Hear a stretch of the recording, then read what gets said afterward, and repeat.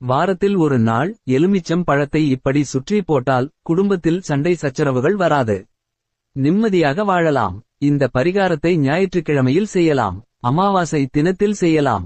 ஆனால் வாரந்தோறும் வரக்கூடிய ஞாயிற்றுக்கிழமையில் இந்த பரிகாரத்தை செய்து விட்டால் குடும்பத்தில் பட்ட கண் திருஷ்டி எல்லாம் நீங்கிவிடும். எதிர்மறை சக்தியால் வீட்டில் சண்டை வருவதற்கு வாய்ப்புகள் குறையும். ஒரு எலுமிச்சம் பழம் எடுத்துக் கொள்ளுங்கள்.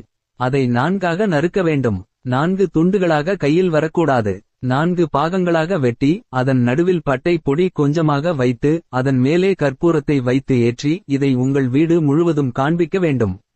கையில் வைத்தால் சுடும் என்றால் ஒரு சின்ன கிண்ணத்தில் கூட இதை நீங்கள் வைத்துவிட்டு வீடு முழுவதும் இந்த புகையை காண்பித்து விட்டு உங்களுடைய வீட்டில் இருப்பவர்களை ஒன்றாக அமர வைத்து 3 முறை சுற்றி இந்த எலுமிச்சம் பழத்தை வீட்டுக்கு வெளியே தெருவில் கொண்டு போய் 4 துண்டுகளாக பிரித்து 4 பக்கம் வீசி விடுங்கள்.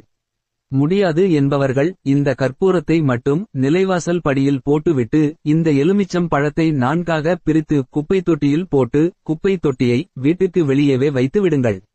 இதை செய்வதன் மூலம் உங்களுடைய குடும்பம் சந்தோஷமாக இருக்கும்.